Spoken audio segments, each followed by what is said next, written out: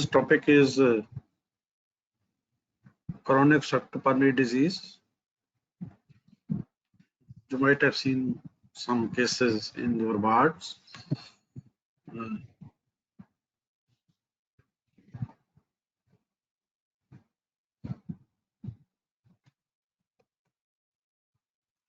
We will discuss starting with the introduction, and we will go by one to the management complication.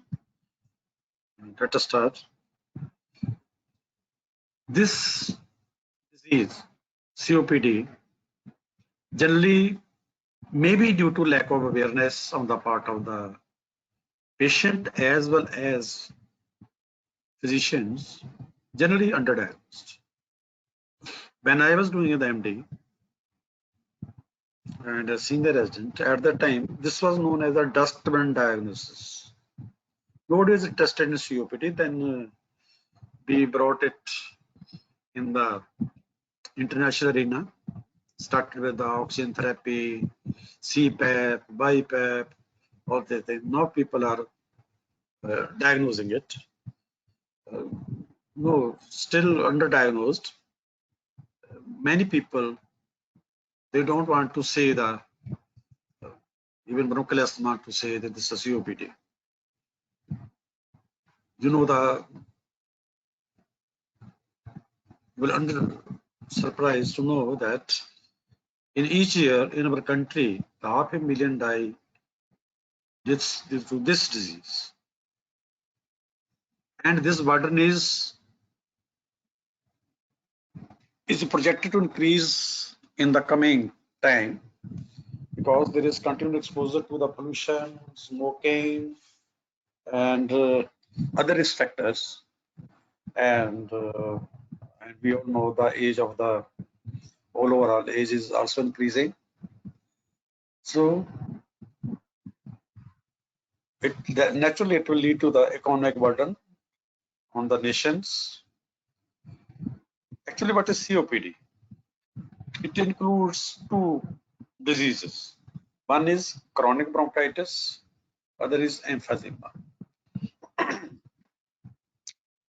It's just an arbitrary classification. There is very few cases which are pure chronic bronchitis or pure emphysema. Generally, in a single patient, there is a combination of both bronchitis as well as emphysema. It is very difficult to know that which is dominant. Now, what is chronic bronchitis? You must know this is the definition because many times in your Bible and given the case, now we are giving the case also. Earlier, at our time, we were doing MD, nobody used to give this case or MBBS.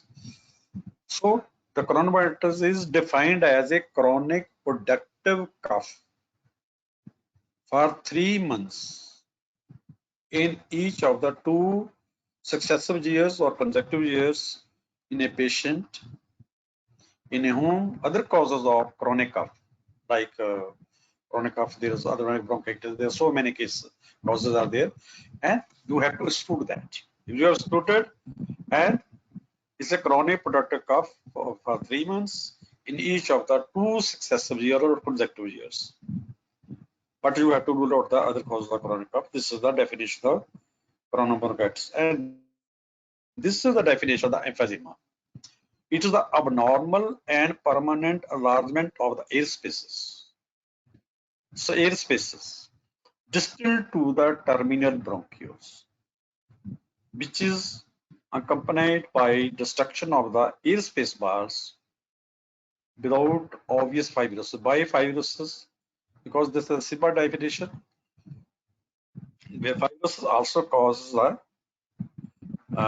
some type of emphysema, because due to the elasticity, the lung is inflated from that.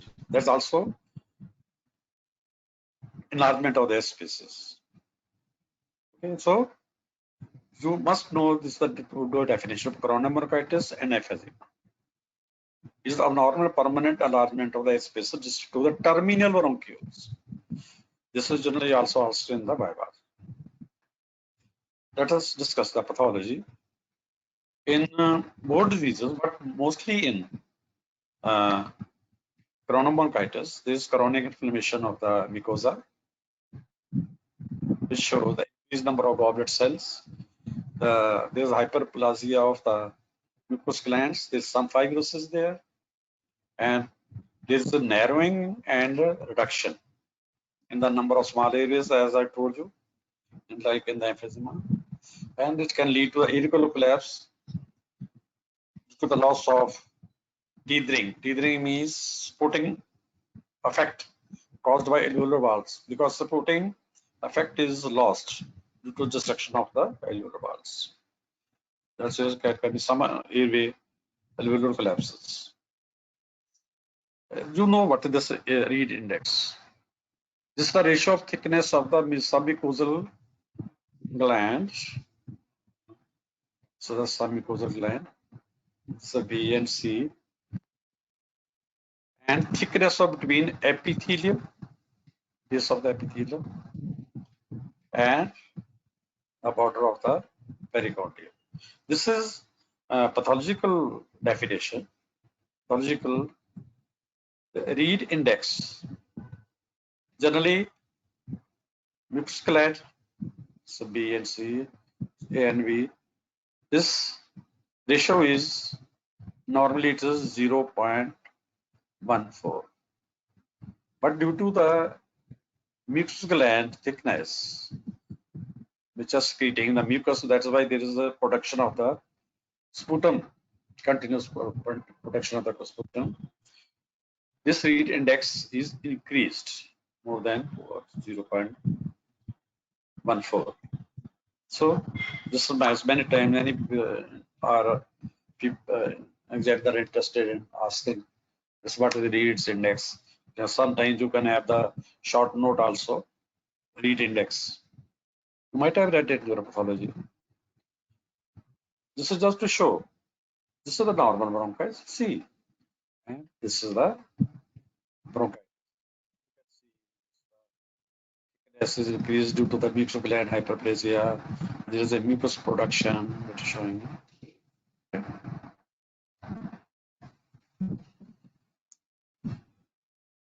What happens in lung parenchyma? In emphysema, it affects the structure distal to the terminal bronchiole, which I already told you the definition, which consists of the respiratory bronchiole, alveolar ducts, alveolar sacs, and alveoli, collectively known as Acinus. Then I will show you with the diagram in the next slide.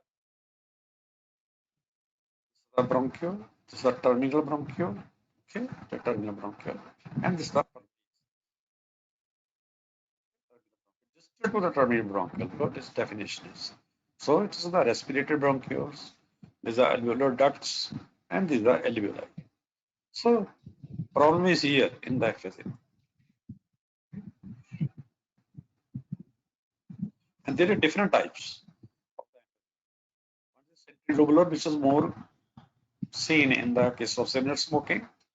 This is the centrilobular. The central lobules means acinus is involved.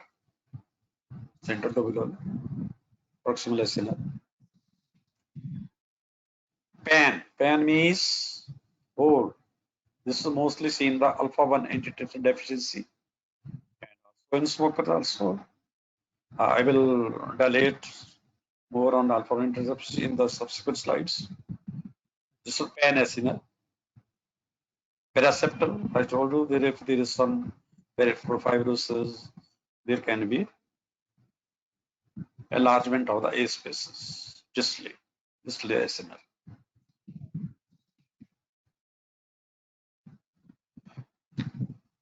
What happened? Physiological, because this is destruction of alveoli due to the emphysema, which lead to the loss of associated areas of pulmonary capillaries, as well as there is a pruning of the distal vasculature. With the result, the circulation is decreased, that ventilation is almost same or more. So there is a disturbance in the ventilation and perfusion ratios, which lead to the chronic hypoxia. Chronic hypoxia, you know, is caused by the vasoconstriction or the small pulmonary arteries.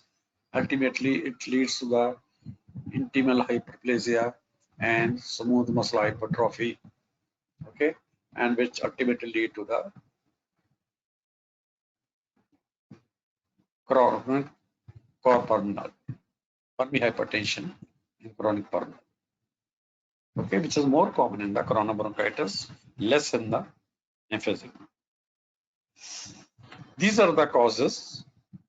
Generally, you are asked, what are the causes of chronic bronchitis? These are the established: tobacco smoking, environment tobacco smoke. Do you know what is environment tobacco? Biomass fuel smoke, or in the villages, occupational exposure, alpha-1 antitrypsin deficiency, which causes the pain as in. And probably these are also outdoor air pollution. For me, these are the less common, but these are the established causes. This is alpha-1 antitrypsin deficiency. Alpha-1 antitrypsin protects the lungs from the damage caused by the protein enzymes. The protein enzymes are which are elastase and trypsin, and released as a sort of inflammatory response to the any tobacco smoke from the neutrophils. These are released. But if there is a alpha-1 antitrypsin deficiency, then these elastase, protease acts, because antitrypsin, which is fighting is these both enzymes, is lacking, and there is a destruction of the alveolar walls, and this is the enlargement of the air spaces distal to the terminal bronchioles, lead to the emphysema. This is very uncommon, very uncommon. What are the clinically manifestation of the patient's symptoms? The symptom of COPD are chronic and progressive dyspnea, cough, and sputum production, which I covered in definition. Again, this is the repetition. From day to day, dyspnea, which is progressive, persistent. Why I say persistent? Because an asthma is not persistent. It correctly works with exercise, especially in the emphysema, and chronic cough and chronic sputum production.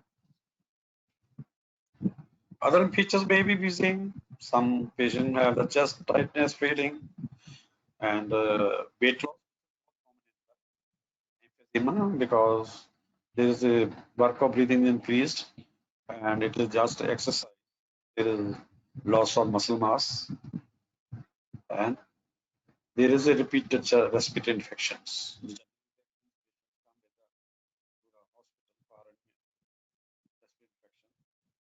times they have to be remitted. These are the physical signs. You might see in the barrel-shaped chest, accessory muscles are working because the work of breathing increased. If you obstructed, there will be prolonged expiration. You require breathing. Why prolonged breathing? I will let you know later on, because there is they want to retain the air more in the lungs for the equilibration of the gases, and expiration through pursed lips. This is the same thing. Paradoxical retraction of the lower interspaces during inspiration. What happen during inspiration? Because the lower end of the rib cage expands, and this angle is more increased. When I will do the next slides, and this generally in a tripod position. I will show the diagram. This is the barrel shaped chest. Okay, you see This is the diaphragm. Here is the dome-shaped diaphragm. So now, when it puts, the chest is expands outside, and this angle is increased. What happened here? You see, in the emphysema, because the lung is hyperexpanded, the diaphragm goes down, becomes flat, and that's why the diaphragm now they pull inside the rib cage. This is expansion outside during inspiration. During inspiration, the muscles, the direction is lost. This is dome shaped, this is flat. So they pull the rib cage to inside. That's why the work of breathing increased and this angle is less. This is known as the Hoover sign. One Hoover sign is also in the neurological, don't confuse with that. Hoover sign is one in neurology also. To differentiate the weakness of any limb, the organic from the functional, hysterical. That's also one sign. This is the barrel-shaped chest. You see, this the transfer diameter is normal, and this becomes normally this elliptical, and this will almost become rounded. Okay, the transfer diameters, and then the EP diameter is almost same. Normal. This is the tripod positions. These patients generally emphysema people. I told you one thing again to keep this mind while I'm talking, that in a single patient there's always combination of the both bronchitis, coronary bronchitis as well as emphysema. One may be, other may be dominant. So this tripod position, patient with end-stage COPD, mostly emphysema, or not patient that relieve dyspnea, such as leaning forward with arm outstretched and weight supported on the palms. Why this position? Because with this, most of the work is done by the arms, and there is a respiratory muscles are working less. That's why there is some relief in the dyspnea there.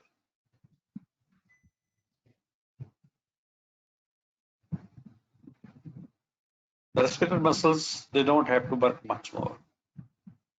That's why they adopt this tripod position. First lip breathing. They have the first lip breathing. I told you the beginning they have the first lip breathing. What happens? They learn automatically. Okay, and many times we teach the patient the asthmatic, the emphysema, this first lip breathing, but generally they automatically, naturally, they know how to become the comfortable.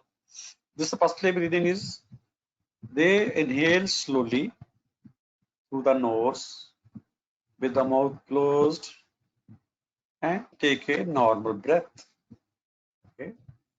Then they exhale slowly through the mouth with the lips in the whistling or kissing position, which is occurring onwards. जैसे आप क्या बोलते हैं उसको, कैमरे से क्या करते हो आप,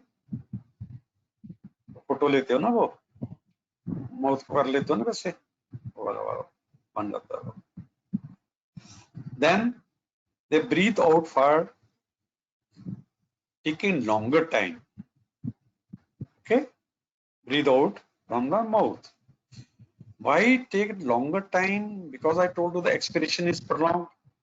At the longer time, because they want to retain the air more in the lungs, so that equilibration with the oxygen in the lungs and the blood occurs. Okay, so many times most of the time they learn naturally. This is their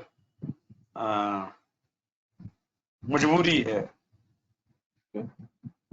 They have to do it. We become the comfortable. So no personal breathing.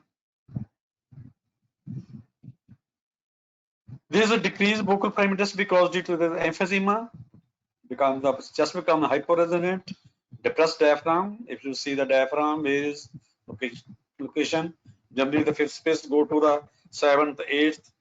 Many times the lever is palpable due to because the diaphragm is gone down. The diminution of the areas of absolute cardiac dullness is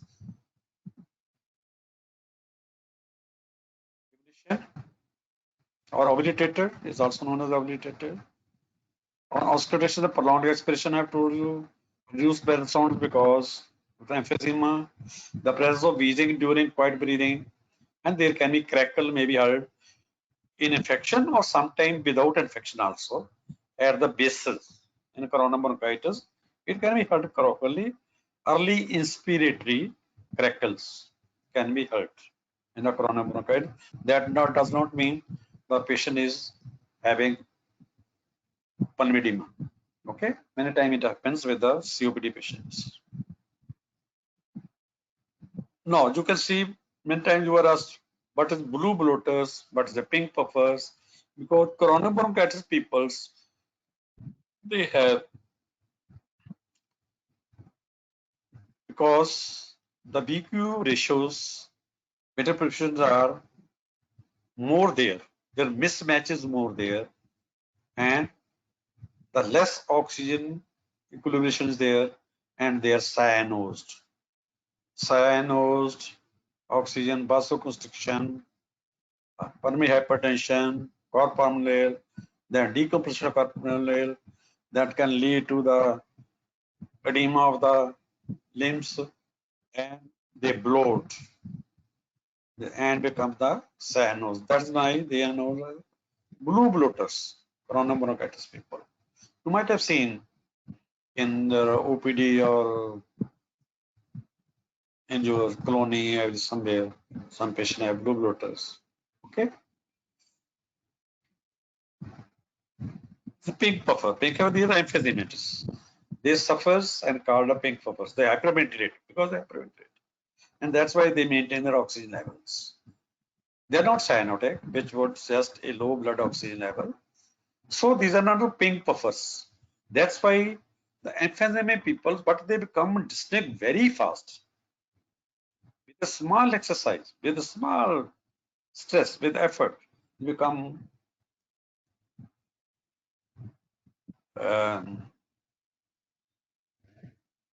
shortness of breath. That's why they are called the emphysema disease. It pits the person, it pits the patient. It does not kill the patient. The blue bloaters die very fast, and the pink puffers they live long, but they are always under trouble because once the emphysema is established, it cannot be reversed. It is the permanent enlargement of the spaces. Okay, so this disease is pits. Patient is always under torture, but there's no fear of dying from this disease, but they are really in trouble. This is the blue bloaters. You see, there's a hypercapnia. These are people with hypercapnia. There's edema. Okay, sinuses. There's the pink puffers. They sit in the tripod position. See, use a pink puffer. Now let us start with the diagnosis. Time. Okay. So this will I've already told you. There's most of that is the repetition. Shortness of breath, chronic of sputum, and there is history of tobacco smoking, some occupational history, and spirometry to service the diagnosis. There is a obstruction. Spirometry will tell us the presence of The spirometry, we are talking about the presence of post bronchodilator FE1C ratio less than 70 for the presence of there is airflow obstruct limitation. Okay. Normal, this is the normal. This is the normal curve. FE1 is normal, the F is normal, ratio is normal. If less than 0.7, then we can say this is mild, as you say. In this case, you know, say here, compare this curve. Okay. Normally should be like this. This is the normal. This is in even there it was 4 liters, 1.8 liter, and the ratio 0.56. There is it was 0.8. This is how to classify the severity of the airflow obstruction in the COPD. Mild, less than 80%, FE1, moderate, between 50 to 80, okay, severe, 30 to 50, very severe, less than 30. This is the obstruction. And when you say there's obstruction, if it is less than 0.70. The chest examination. In chronic bronchitis, there is no generally apparent abnormality. If some abnormality is there, it is generally increased bronchovascular marking prominent. Because in COPD, you know, all this bronchi are become thickened. Some fibrosis also there, not like interstitial fibrosis. So the bronchovascular marking are prominent. Many times you have seen in the X-ray report, there is written bronchomuscular reporting. The bronchovascular marking is prominent. While in case of emphysema, due to the marked inflation of the is noted. See, the diaphragm is flat down.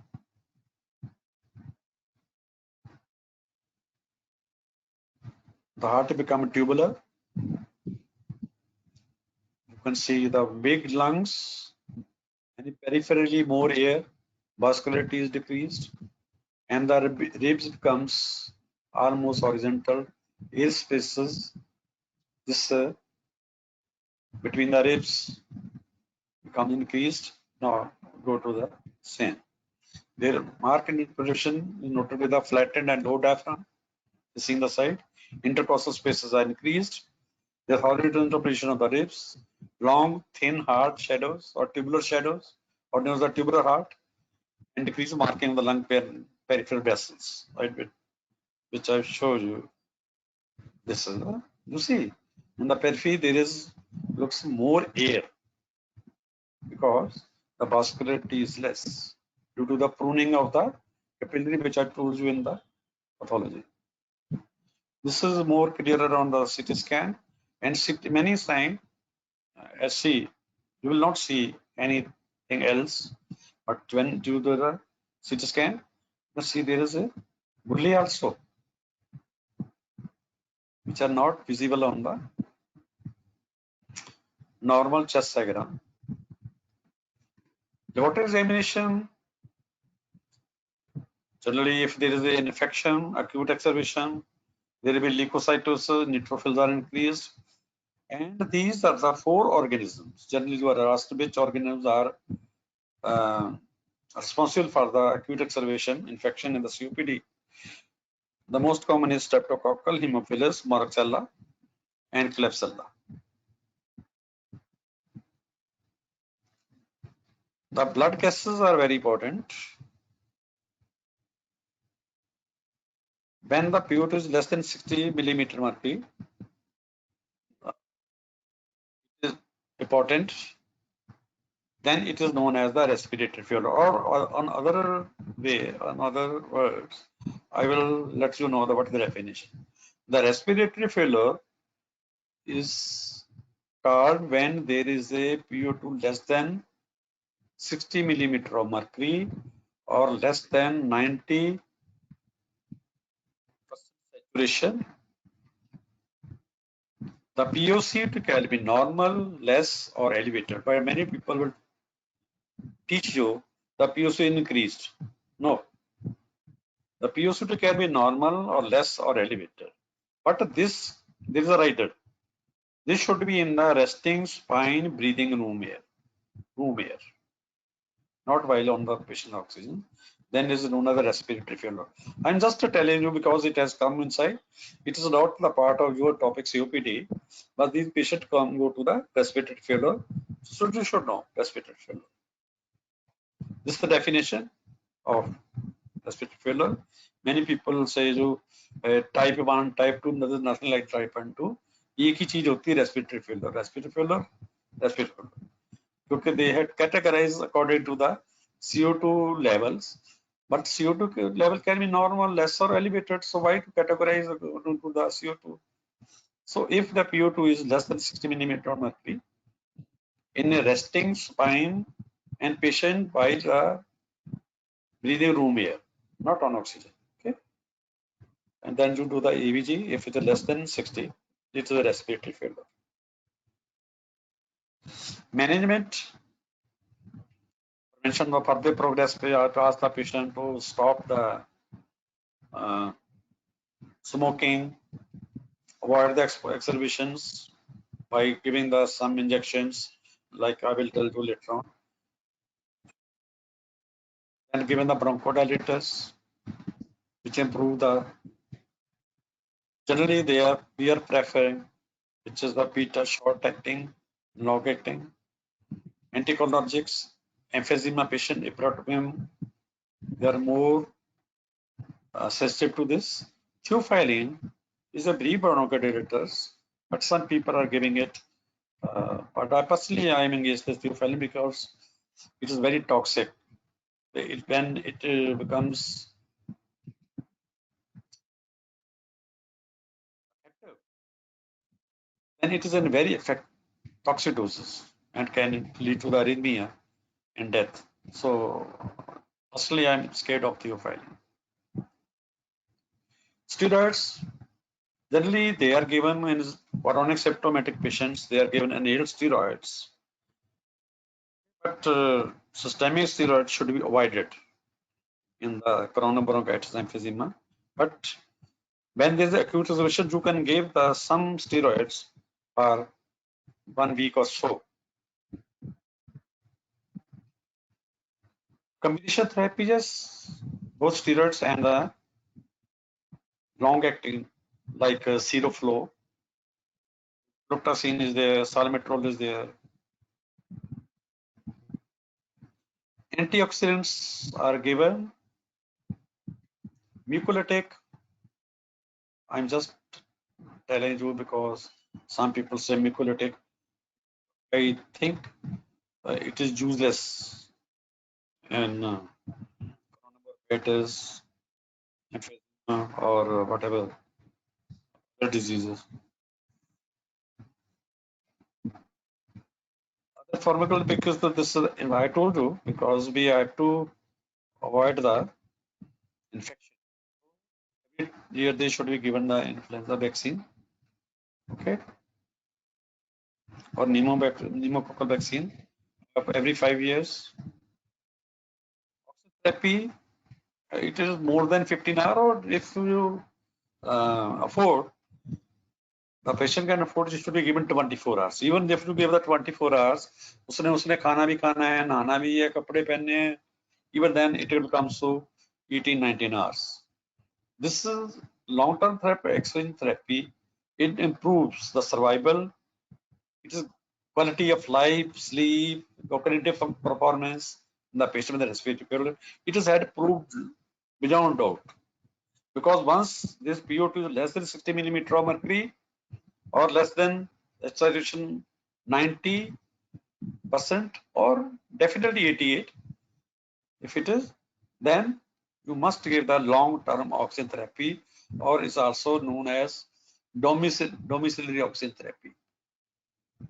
It has been seen, I think the first trial was done in 80s. Okay. long-term oxygen therapy. One trial was done in the America. The other was done in the by MRC trial in England, and it has been seen definitely their quality of life improves. And the dose is the oxygen therapy or the dose, because oxygen is also a drug. 2 to 3 liter per minute by nasal cannula, preferably.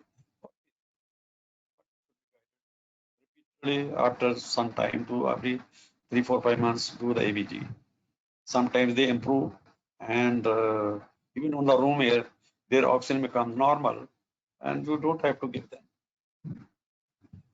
One word about the acute exacerbation of COPD, when there is a CO2 retention. Okay, you must avoid sedative, because then the blue blood patients, they stop breathing. And avoid high concentration oxygen. ज्यादा hero बनने की जरूरत नहीं है कि oxygen जल्दी जल्दी इसकी ठीक कर दो, because the hypoxia is the one stimulant for the respiration, which if you give the highest concentration oxygen, that will be eliminated, and patients further go into the respiratory depression with the CO2 retention. So start with a small oxygen, 1, 2, 3 liter. Okay, don't be so enthusiastic. Give the more oxygens, and don't give any. Because patient generally say, "मेरे को नींद नहीं आती." Don't give any sedatives. And generally, I've seen these patients are killed by the doctors when they give the sedatives. These are the pulmonary rehabilitation, nutrition. Give the good nutrition, especially to the persons who are having emphysema. In surgery, bolectomy, lung volume reduction surgery in emphysema. 1 or 2 centers are doing, but results are not good.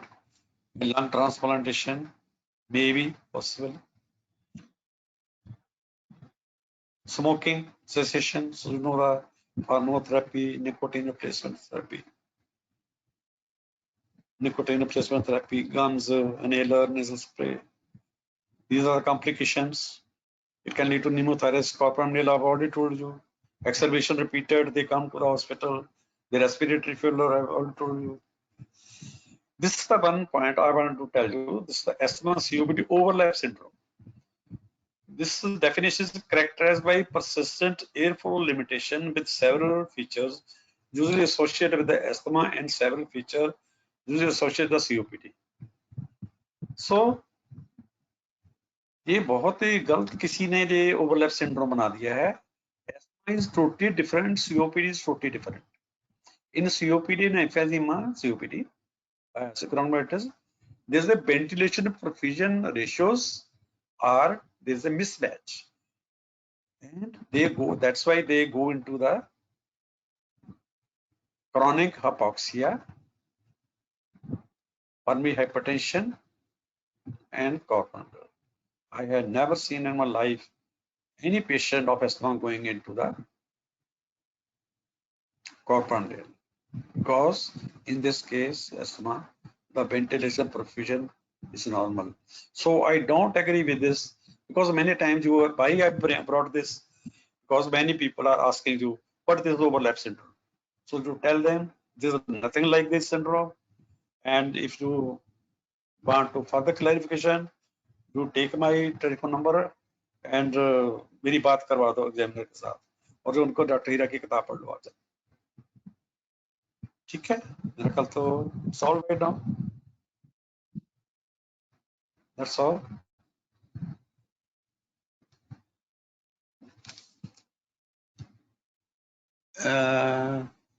If any question, your question कहाँ गया अभी? Yes, any question now?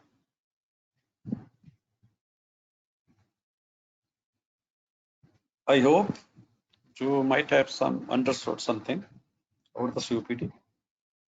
Any question?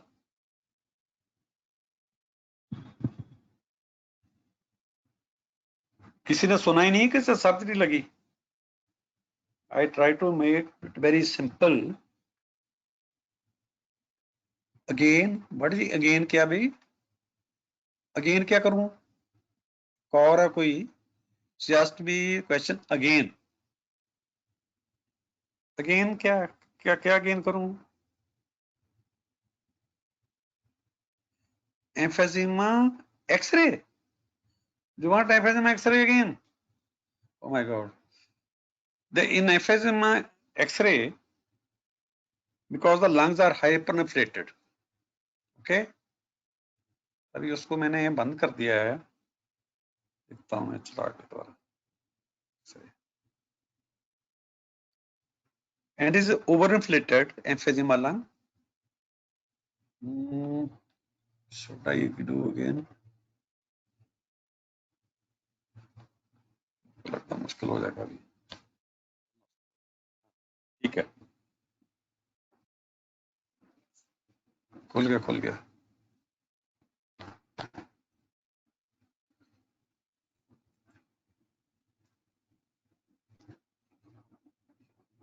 Distribute because the main time they show you this X-ray.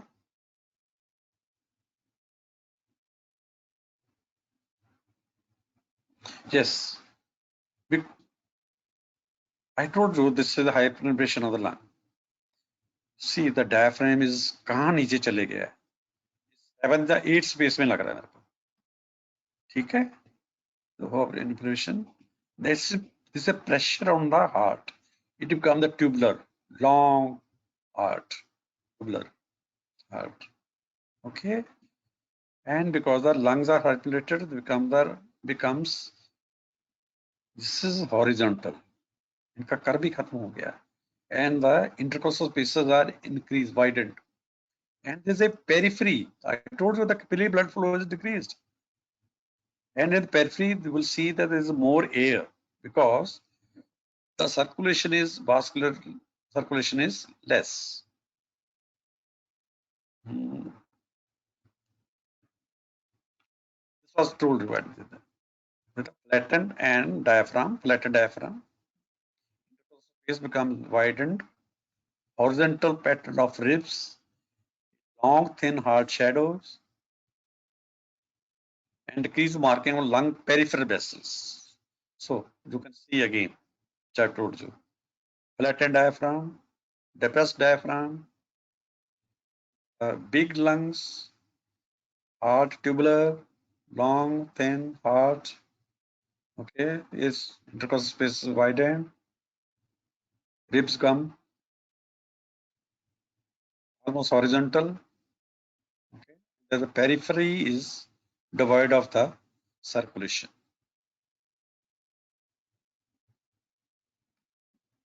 I hope you have understood. No?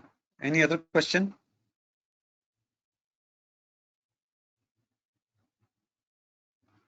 Any other question? FSA में x ray तो हो गया और question पूछना था किसी ने. जल्दी करो भाई, जल्दी.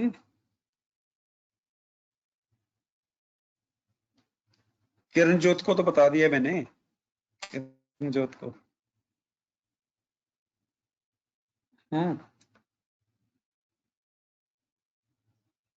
और क्वेश्चन नहीं है? बोलो भी बोलो. एक तो आपने टाइम चेंज करवा दिया, 9 से लेके 3 बजे तक करवा दिया time.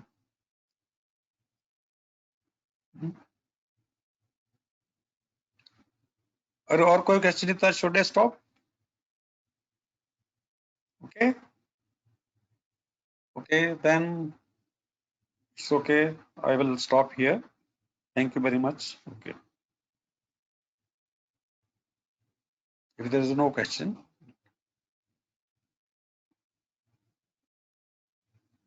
Still, I am here. If you want, you can ask some question. Okay, then it's okay. Right.